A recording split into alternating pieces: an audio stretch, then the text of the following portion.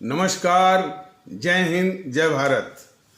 भारतीय अवाम ताकत दल अपने भारतीय भाई बहनों अर्थात अपने देश भारत की जनता अर्थात अपनी भारतीय अवाम से भारतीयता आधारित आपसी श्रद्धा, भारतीयता आधारित आपसी स्नेह, भारतीयता आधारित आपसी प्रेम, भारतीयता आधारित आपसी अखलाक मोहब्बत, भारतीयता आधारित आपसी सहयोग, भारतीयता आधारित आपसी सम्मान, भारतीयता आधारित आपसी एकता, भारतीयता आधारित आपसी भाईचारा तथा भारतीयता आधारित आपसी सद्भाव को समझने व उसे आत्मसात करके वैसा ही आचरण एवं व्यवहार करने हेतु और इसके पूरे देश में प्रचार प्रसार करने हेतु और इसकी अहमियत और महत्व को प्रत्येक देशवासी को समझाकर उसे अपनाते हुए वैसा ही आचरण एवं व्यवहार करने हेतु और प्रत्येक देशवासी को अपना ही भारतीय भाई बहन मानकर, समझकर, अपनाकर उनके साथ वैसा ही और उसी अनुसार आचरण एवं व्यवहार करने हेतु सतत, सदैव और हमेशा अदब के साथ, आदर के साथ अर्ज करता है, विनती करता है। अब इधर कुछ पंचायतों के या स्थानीय निकायों के जो चुनाव हुए हैं उनके नतीजे आए हैं।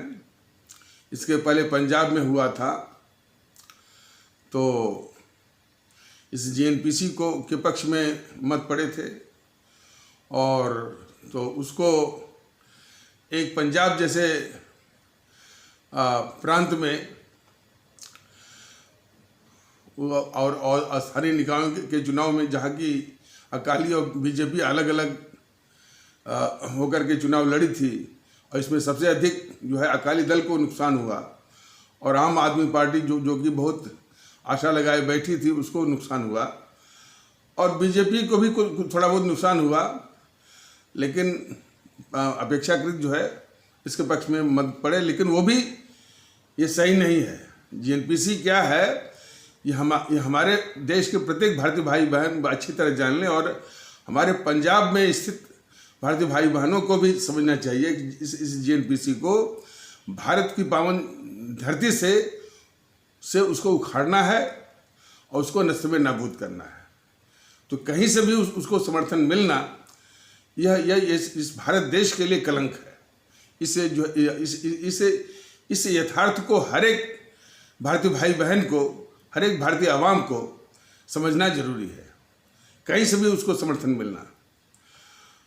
भारतीय जनता ताकत दल ये भी बताना चाहता है कि यदि जीएनपीसी को समर्थन न दिया जाए तो उसके साथ जो सटने वाले जो संगठन हैं, जैसे उत्तर प्रदेश में समाजवादी पार्टी या बहुजन समाज पार्टी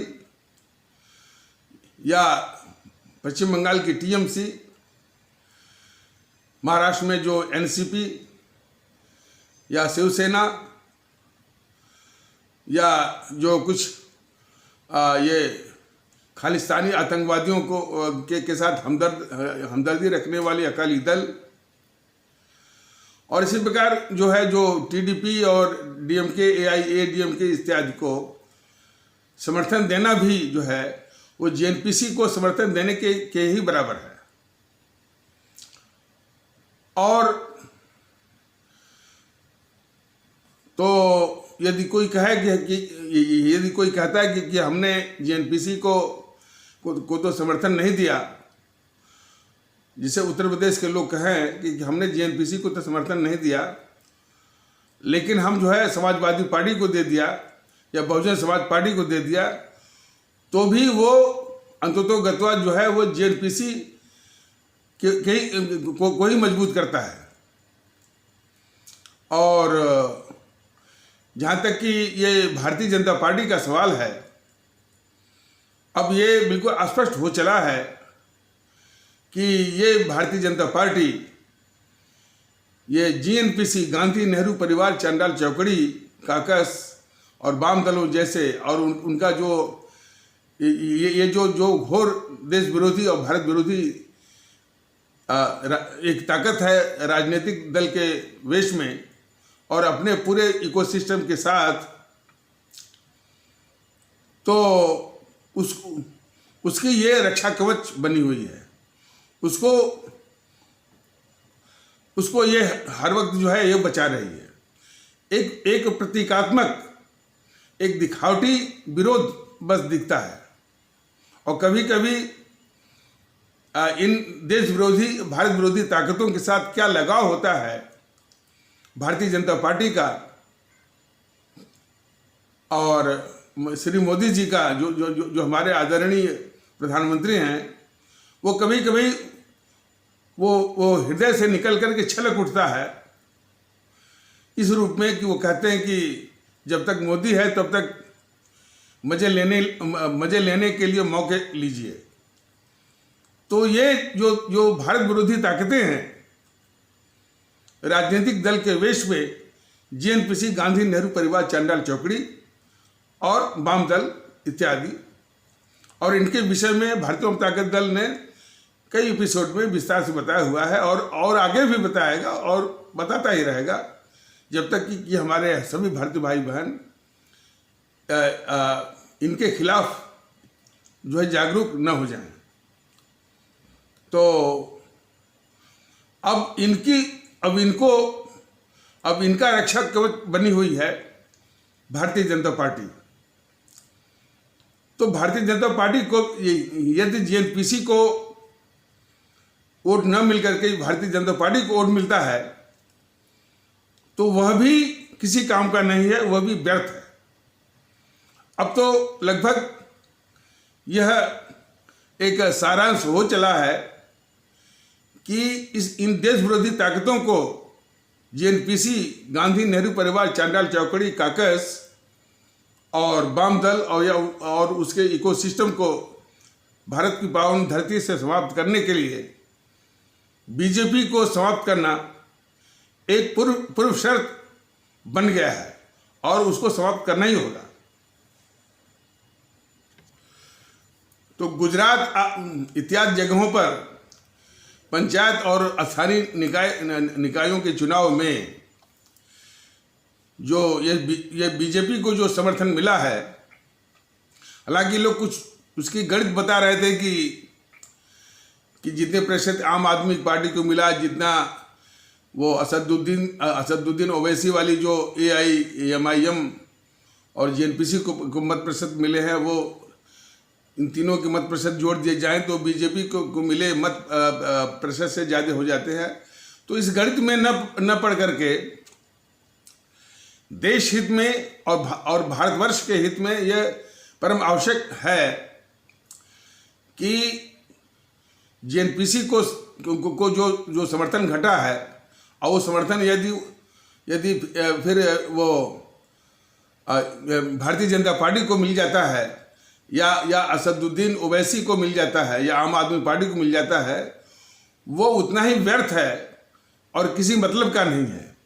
इसलिए भारतीय जनता ताकत दल अपने आदरणीय भारतीय भाई बहनों, अपने आदरणीय भारतीय आवाम से ये कहता है कि जब तक ये भारतीय जनता ताकत दल अपने कैंडिडेट नहीं लाता है, तब तक सिर्फ एक ही विकल्प बचता है, नोटा दबाने का। नोटा दबा करके इन जो है देश विरोधी ताकतों और देश विरोधी ताकतों से और देश विरोधी ताकतों को की रक्षा कवच भारतीय जनता पार्टी, या बिल्कुल सारांश में या थोड़े शब्दों में कहा जाए कि ये काले अंग्रेज, एक अंग्रेज तो वो थे जो कि बांटो और राज्य करो, और किसी तरह से हमारे अमर शहीदों ने अपनी कुर्बानी दे करके, अपना खून दे करके, अपने प्राणों की आहुति दे करके उन अंग्रेजों को भगाया।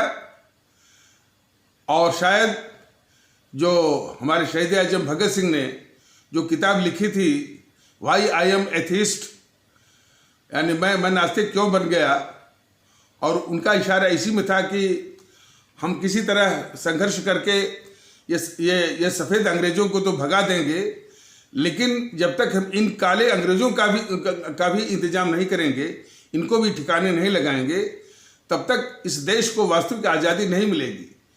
तो ये सब काले अंग्रेज ही हैं ये देश विरोधी जीएनपीसी, गांधी नेहरू परिवार, चांडाल चौकड़ी काकस, वाम दल और उसके साथ चिपकने वाले जो जो जो जो दूसरे दल है, समाजवादी पार्टी, बहुजन समाज पार्टी और इत्यादि जो है, और इनकी रक्षा करने वाली, इनको बचाने वाली और इनको महज विरोध पक्ष मानने वाली या इनको बचाने वाली भारतीय जनता पार्टी भी काले अंग्रेज की तरह खतरनाक है। तो इसका भी विनाश भारतवर्ष की पावन धरती से उतना ही आवश्यक है, इसलिए कि ये भारत में बिल्कुल समता आधारित, भारतीयता आधारित, सद्भाव, सुकून, अखलाक, मोहब्बत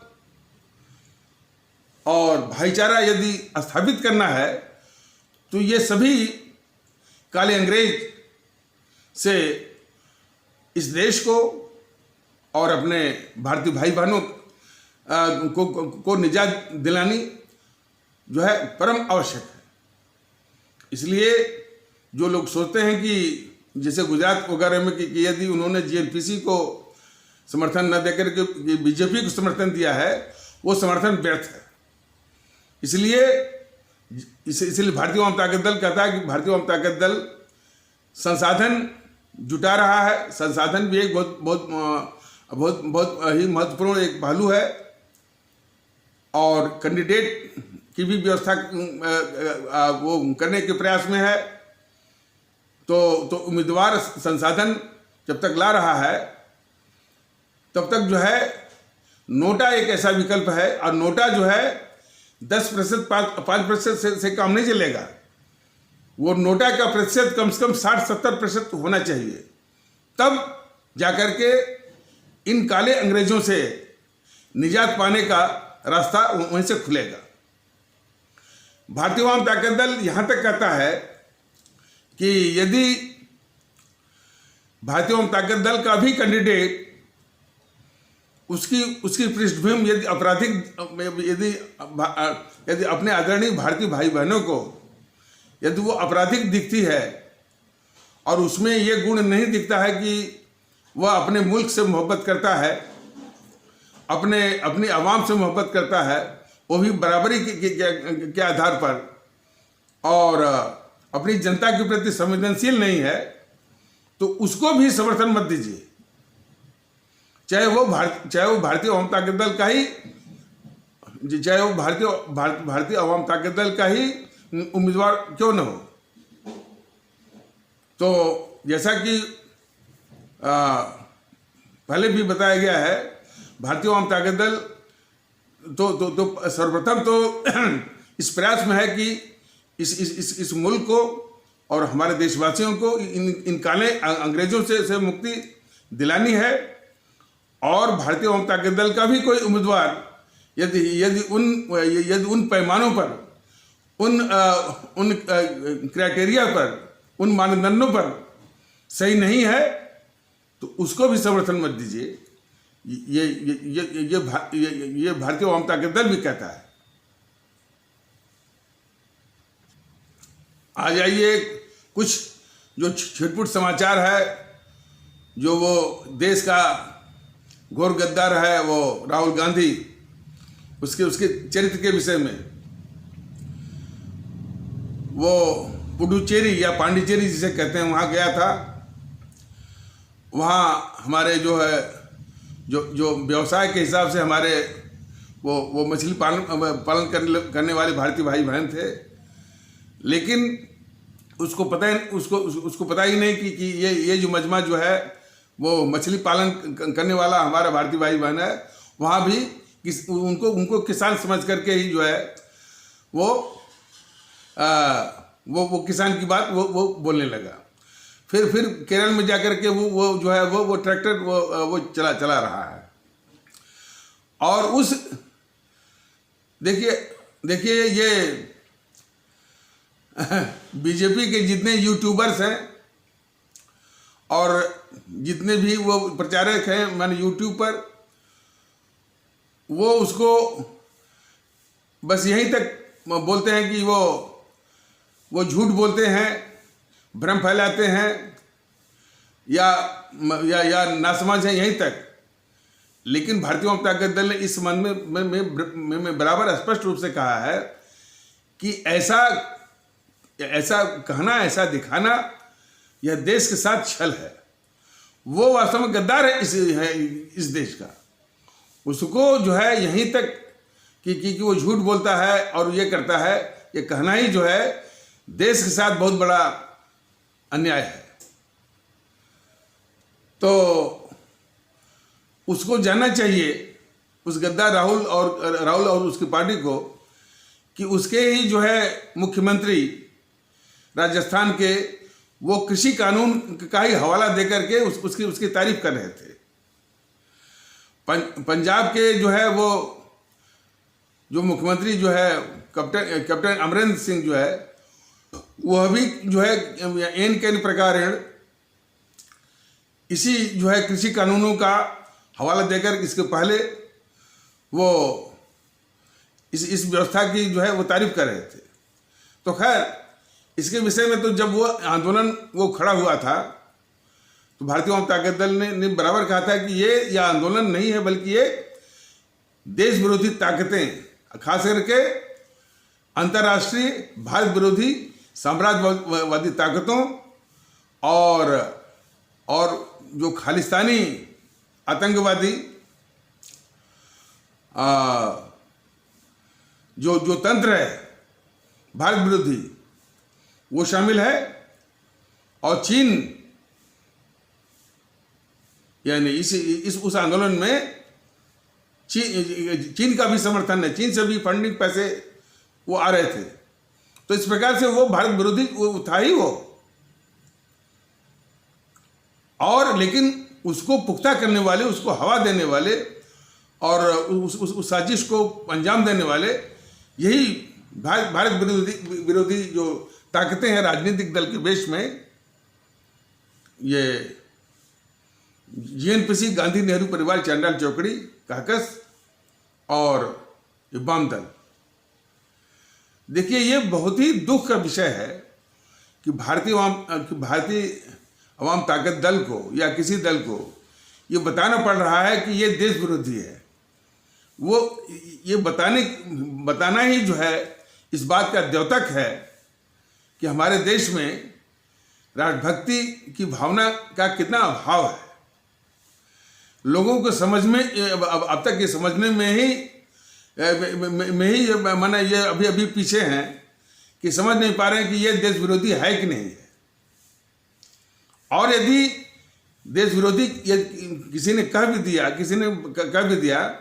कि देश विरोध जो है सबसे बड़ा पाप है, इवन ईश्वर का अपमान करने से भी अधिक पाप है, तो उस रूप में उस व्यक्ति को, उस संगठन को त्याग होना चाहिए। भारत की धरती से उसका समूल नाश होना चाहिए।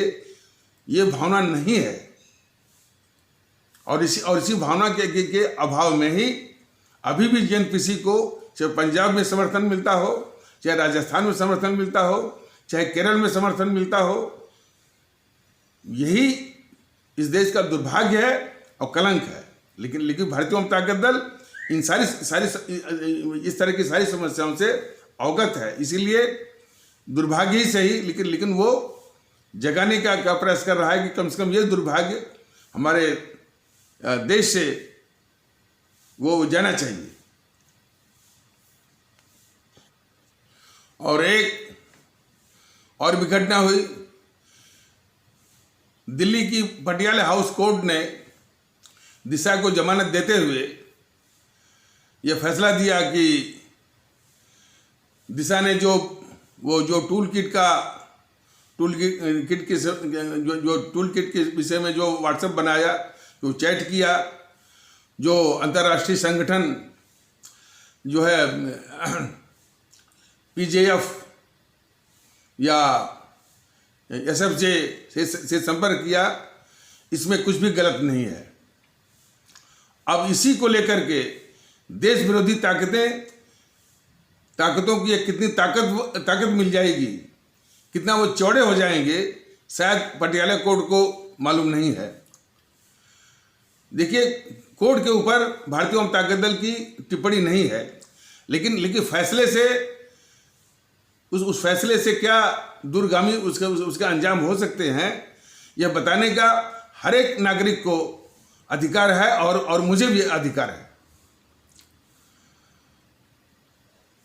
यह प्रत्येक भारतीय भाई बहन को जानना आवश्यक है कि देश की सुरक्षा के मामले में, चाहे वो आंतरिक सुरक्षा हो चाहे बाहरी सुरक्षा के मामले में, उन मामलों को न्यायालय को नहीं देना चाहिए। इसकी व्यवस्था एक स्टेट्समैनशिप के नाते कि जो देशभक्त किस्म का देशभक्त किस्म का जो नेतृत्व करता हो, उसके लिए परम आवश्यक है कि शुद्ध रूप से जो आंतरिक सुरक्षा के मामले हैं और जो बाहरी सुरक्षा के मामले हैं, वो न्यायालय को जो है उनको न्यायालय के बाहर रखना परम आवश्यक है। और खास करके इस दौर में जबकि देश विरोधी ताकतें बिल्कुल सक्रिय हैं और जो है वो न्यायालय की शरण लेकर के न्यायालय को वो ढाल बनाती हैं। कुछ मामलों में ये देखा गया कि एकाध मामले में सर्वोच्च न्यायालय ने कुछ देश की सुरक्षा का ख्याल कभी कभी रखा है। जैसे कि करीब 10-11 साल पहले हजरत बल में इसी तरह आतंकवादी घुस गए थे और JNK हाईकोर्ट ने वहाँ की सेना को आदेश दिया था कि भाई कि जो आतंकवादी और उन आतंकवादियों को वह हजरत बल मस्जिद से निकालने के लिए सेना ने वो पानी बिजली और सब काट दिया था।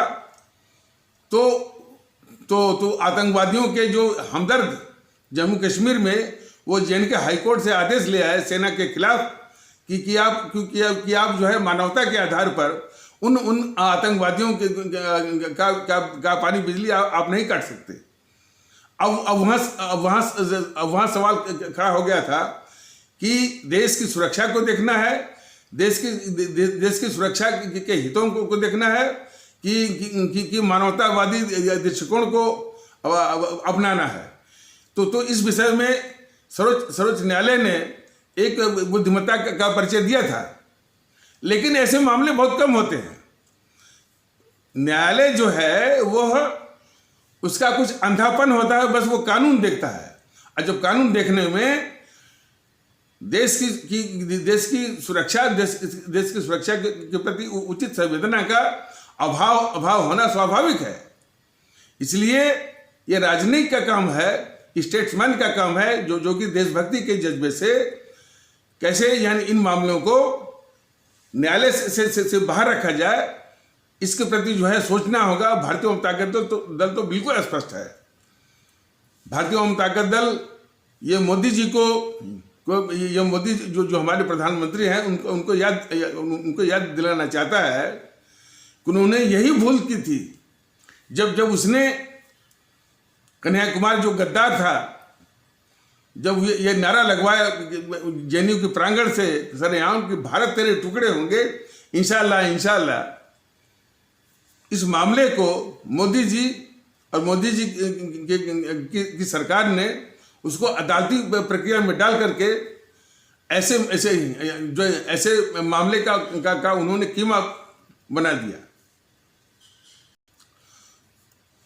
ऐसे इस तरह के जो राष्ट्रीय सुरक्षा से संबंधित मामले को मतलब कि एक उपहास का ही शिकार नहीं बल्कि एक उद्देश्यहीन और निरर्थक बना दिया मोदी जी। और मोदी जी की सरकार ने उस मामले को जो उसने कन्हैया कुमार ने अपने गैंग से यह नारा लगवाया था कि भारत तेरे टुकड़े होंगे इंशाअल्लाह इंशाअल्लाह, भारत की बर्बादी तक जंग जारी रहेगी। और उसका अंजाम यह देश देख चुका है कि यही देश के गद्दार उसके साथ में हो गए। कौन? राहुल गांधी, केजरीवाल, सीताराम येचुरी, डी राजा और उनकी पार्टियां। और फिर इस गद्दार जो है वाम दलों ने उसको जो है संसदीय चुनाव लड़ने के लिए 2019 का टिकट भी दिया। ये गद्दार चैनल उनसे यहाँ टॉक शो चलवाए। बॉलीवुड से गद्दार जो है वो जावेद अख्तर और उसकी गद्दार बीबी शबाना आजमी, उसी जो गद्दार कन्याकुमार के संसदीय चुनाव क्षेत्र में उसका प्रचार करने के लिए आए। और फिर यही नहीं, उसका राष्ट्रवाद पर जो प्रलाप दे रहा था न्यूज़ 24 में एक जो है वो प्रोग्राम इसका रखवाया न्यूज़ 24 ने उसी कन्याकुमार के द्वारा। तो उसी राष्ट्रवाद के प्रलाप के प्रोग्राम में बीजेपी का प्रवक्ता समित पात्रा भी उसमें शामिल था। तो तमाम तरह की जो कि किसी भी राष्ट्रभक्त की संवेदनाओं को चोट पहुंचाने वाली तमाम इस तरह की घटनाएं देश में वो होने लगी। तो इसीलिए भारतीय जनता दल बिल्कुल इस बारे में स्पष्ट है कि देश की सुरक्षा के मामले में चाहे वो आंतरिक सुरक्षा हो चाहे वो बाह्य सुरक्षा का मामला हो, वह न्यायालय की प्रक्रिया से बिल्कुल बाहर रखना चाहिए। इसलिए कि न्यायालय वो कानून देखता है और कभी कभी वो मानवतावादी बन जाता है, जिसमें जो है राष्ट्रीय सुरक्षा के हितों की अनदेखी भी होती है और वो उसके प्रति उचित संवेदना का अभाव भी रहता है। और हमको याद है कि जिसमें दिल्ली हाई कोर्ट जो है जब इसने नारा दिलवाया था भारत तेरे टुकड़े, जब कन्हैया ने जब नारा दिलवाया था कि भारत तेरे टुकड़े होंगे, इंशाअल्लाह भारत की बर्बादी तक जंग जारी रहेगी, तो इसको जमानत देते हुए, उसी गद्दार कन्हैया कुमार को जमानत देते हुए दिल्ली हाई कोर्ट ने वो देशभक्ति का वो मैंने अपने फैसले में देशभक्ति के 4 लाइन लिखा था उस जज ने। तो देशभक्ति का गाना भी लिखता है, कविता भी लिखता है और बेल भी दे रहा है हाई कोर्ट। तो इस तरह की दुविधाएं, इस तरह की जो है विसंगतियां देखने को मिलेंगी यदि इस देश के राजनयिक, इस देश के स्टेट्समैन यदि इस तरह की गलती करेंगे कि देश की सुरक्षा के मामलों को जो है वो न्यायालयीय या अदालती प्रक्रिया में उलझाएंगे। और ये भी देश ने देखा होगा कि उस जो चार्जशीट बनी थी 40 महीने में कन्हैया कुमार के खिलाफ, उसको ये गद्दार केजरीवाल लेकर के 8-9 महीने बैठ गया। तो लबे लुभाव कहने का मतलब यही है कि एक तो जो शासक हो वो सच्चे रूप में, इसके पूर्व शर्त है, हाँ जो इतनी बात बताई गई है, इसकी एक पूर्व शर्त यह है कि वो सच्चे मायनों में राष्ट्रभक्त होना चाहिए, अन्यथा इसके दुरुपयोग की संभावना जो बहुत अधिक है। लेकिन भारतीय जनता दल जो भी कर रहा है वो राष्ट्रभक्ति के जज्बे के परिवेश में बोल रहा है कि राष्ट्रभक्ति का ये तकाजा है, देशभक्ति का तकाजा है कि राष्ट्रीय सुरक्षा के मामलों में नहीं, राष्ट्रीय सुरक्षा के सभी मामले जो है वो अदालती प्रक्रिया से उसको सर्वथा जो है बाहर रखना चाहिए। लेकिन इसकी पूर्व शर्त है कि ऐसा करने वाला या उसका जो शासक है वो सच्चे मायनों में, सच्चे अर्थों में वो देशभक्त हो, खांटी वो देशभक्त हो और राष्ट्रभक्त हो, अन्यथा इसके दुरुपयोग की बहुत बड़ी संभावना है। मैं समझता हूँ कि लोग समझ गए होंगे और न्यायालय भी समझ गया होगा, सुप्रीम कोर्ट भी समझ गया होगा कि भारतीय आवाम ताकत दल क्या कर रहा है। यह उदाहरण के लिए मान लीजिए, उदाहरण के लिए यदि सीमा पर यदि वो दुश्मन की सेना आक्रमण करती है अपनी सेना के ऊपर, तो क्या हमारी सेना जो है वो आदेश लेगी सुप्रीम कोर्ट से कि सर हमको आदेश दीजिए ताकि मैं वो हम गोली हम चलाएं। तो इसीलिए उसके उदाहरण में ये बताया जा रहा है कि देश की सुरक्षा के मामलों को अदालती प्रक्रिया से सर्वथा बाहर वो रखना ही पड़ेगा, बशर्ते पूरी प्रक्रिया जो है या शासक जो है वो सच्चे मायनों में पूरे खाटे 100% जो है वो देशभक्त हो, राजभक्त हो। उसकी वो पूरी शर्त है। अब पटियाला हाउस कोर्ट के इस फैसले को दिल्ली पुलिस या मोदी जी की सरकार किस तरह से जो है माननीय उच्च न्यायालय या माननीय सर्वोच्च न्यायालय से उसको ठीक करवाती है, ये उसके ऊपर है। लेकिन मेरे अनुसार और मेरे मत के अनुसार जो है तुरंत जो है वो कम से कम दिल्ली हाई कोर्ट में या सुप्रीम कोर्ट में उसको ठीक करवा करके देश विरोधी ताकतों को कुचलने का वो इंतजाम करें। तो ये बताना जरूरी था। और इसके अलावा जो कल के एपिसोड में जो बात बताई गई थी कि जो हमारे जो मद्रास हाई कोर्ट में याचिका दायर की गई थी कि हमारे भारतीय नोटों पर सुभाष चंद्र बोस की फोटो होनी चाहिए, बिल्कुल भारतीय जनता के दल इसके पक्ष में है। और यही नहीं, जहां जहां इन गद्दारों का नाम है, मोहनदास करमचंद गांधी से लेकर के और ये जवाहरलाल नेहरू, इंदिरा गांधी, राजीव का, हर जगह से उन सबों का नाम मिटा करके, खुरच करके हमारे जो अमर शहीदों का नाम और बाबा साहब का नाम लगा करके उनको सुशोभित करने की आवश्यकता है। ये बहुत गंदगी फैल रही है इसके विषय में। अब जैसे शुरुआती तौर पर जैसे ये हमारा जवाहरलाल नेहरू विश्वविद्यालय है, इसको तुरंत भारतीय जनता दल का बिल्कुल मत है कि इसको अशफाकुल्ला विश्वविद्यालय नाम इसका रखा जाना चाहिए तुरंत। लेकिन ये भारतीय अवाम ताकत दल कर रहा है, लेकिन ये मंशा बीजेपी की नहीं है। इसीलिए जो कह रहा है कि जो है जो गुजरात का चुनाव हुआ और उसमें लोगों ने यदि जेएनपीसी को थोड़ा बहुत नकारा है और बीजेपी के पक्ष में दिया है, वह भी व्यर्थ हो गया ना।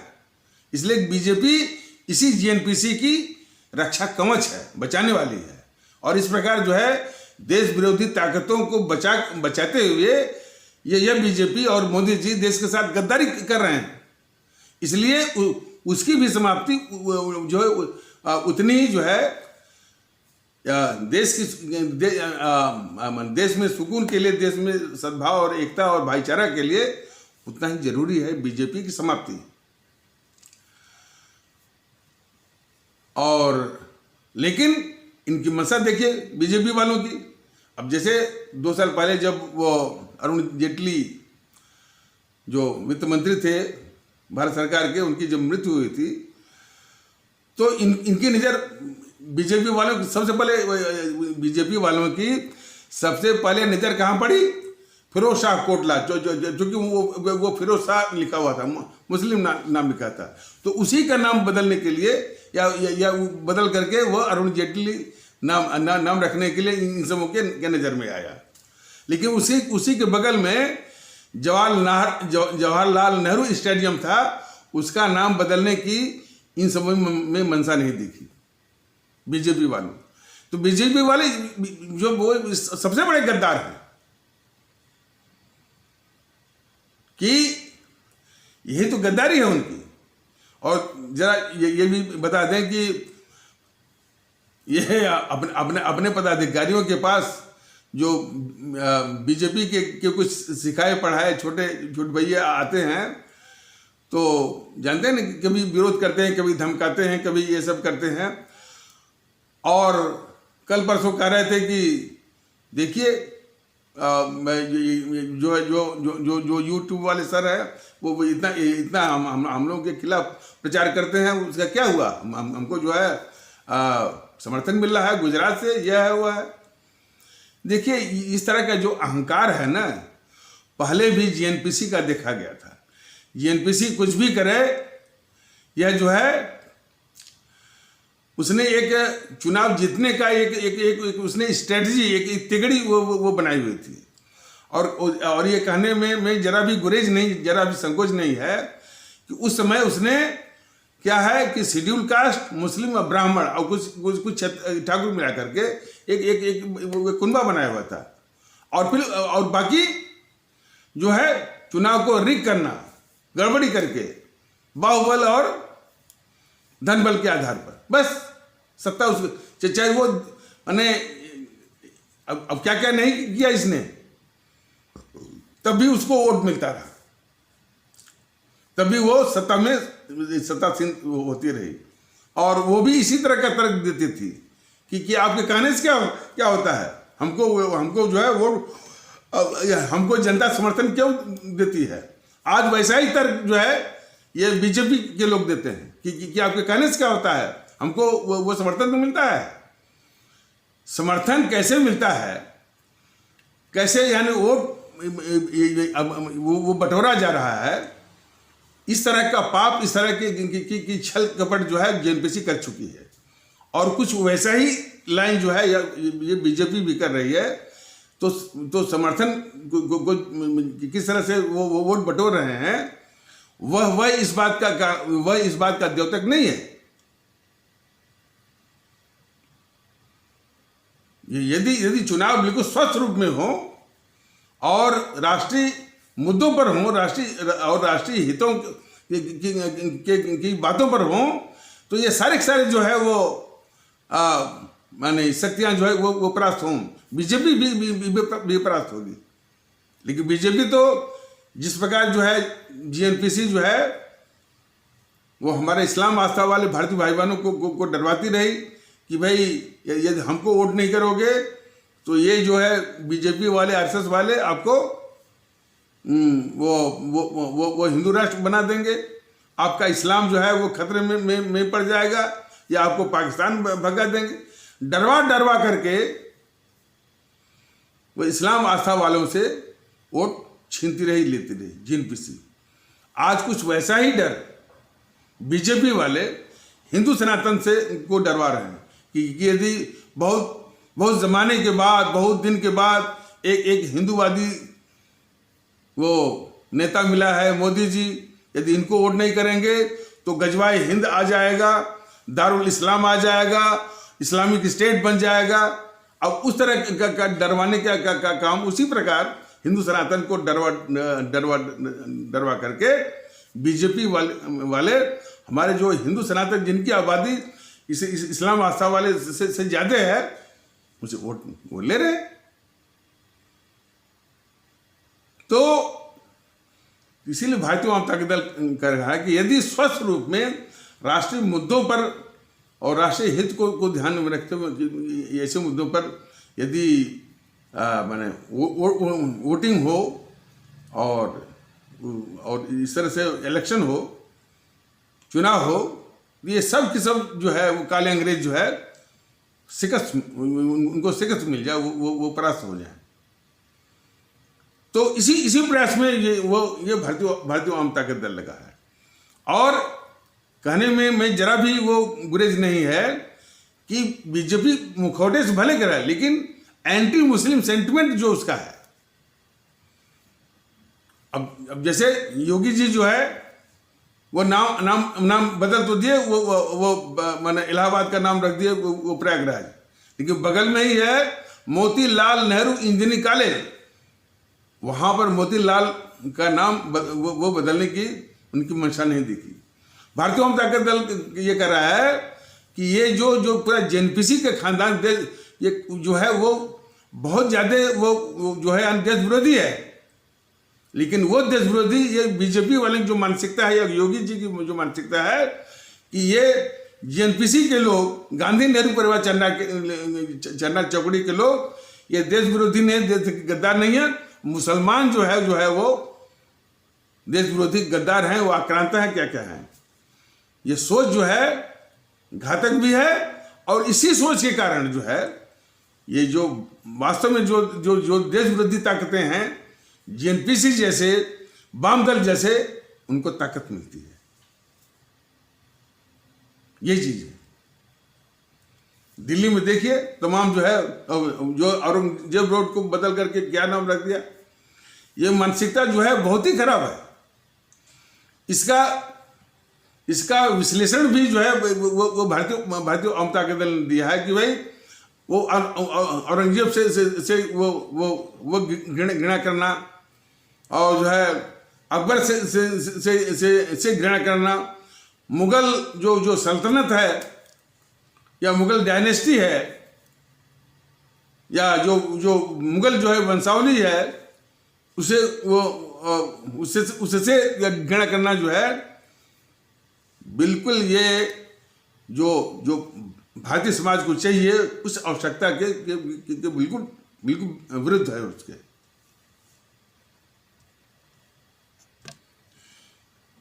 जीएनपीसी ने हमारे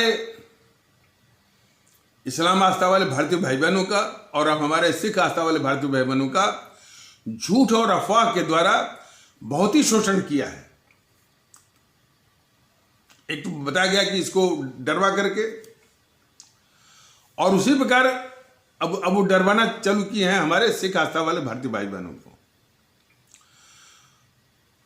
और कल एक समाचार भी देखा गया कि खालिस्तानी जो है, जो भी समूह है पंजाब में, थोड़ा बहुत ही जो भी है, या उसके समर्थक जो है वो भगत सिंह का विरोध करते हैं।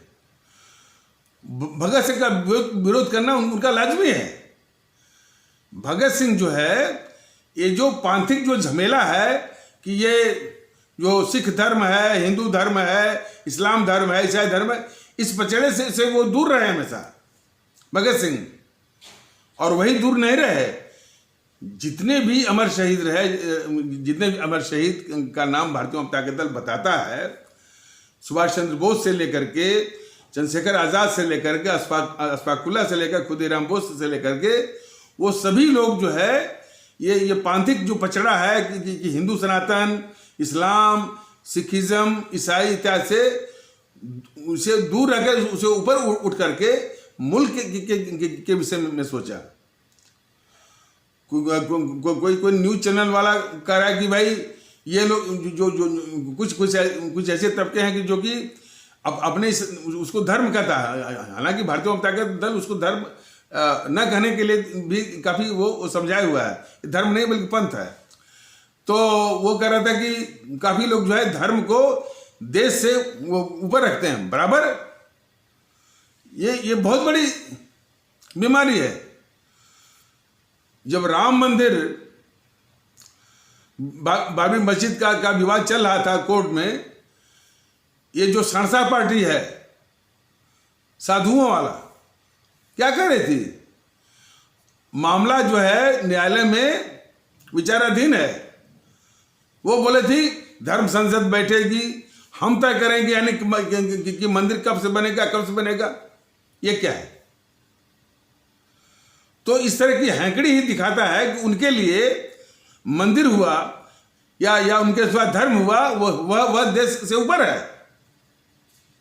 और इसी प्रकार उन्हीं से यानी क्या कहूँ, उन्हीं की मिसाल पेश करते हुए या उन्हीं से प्रेरणा लेते हुए इस्लाम आस्था वाले में भी है। इस्लाम आस्था वाले भारतीय भाई बहनों के समाज में भी हैं।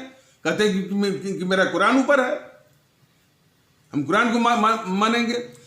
तो इस प्रकार इस तरह का माहौल अभी नहीं आया है सिखाने के। नहीं भाई, कुरान हो, चाहे मंदिर हो, चाहे मस्जिद हो, चाहे हिंदू सनातन हो, चाहे इस्लाम हो, ये सभी जो है इनकी हैसियत, इनका महत्व देश से नीचे है। यही बताने की आवश्यकता है। और यही चीज जो है वो पंजाब में स्थित हमारे जो वो भारतीय भाई बहन पंजाब है, उनको भी बतानी चाहिए। इसलिए वो खालिस्तान वगैरह को बाहर करते हैं और भगत सिंह के आदर्शों को याद करें, जिन्होंने पंथ से दूर रह करके नास्तिक हो गए थे वो। तो भारतीय जनता दल ने बताया कि जो पंथ है उसकी भी इज्जत करना, हम नहीं कहते कि नास्तिक होने की आवश्यकता है, उसकी भी इज्जत करना, लेकिन उसको जो उसका उचित स्थान है व्यक्तिगत रूप में आप घर के अंदर उसका निर्माण करिए। घर के बाहर जो ही निकलते हैं, चौखट के बाहर या चार दीवार के बाहर, वो हमारा जीवन सामूहिक जीवन है, सार्वजनिक जीवन है, राष्ट्रीय जीवन है, भारतीय जीवन है। वहां पर किसी भी पंथ की कोई भूमिका या उसके किसी भी ग्रंथ की कोई भूमिका नहीं है, नहीं है, नहीं है,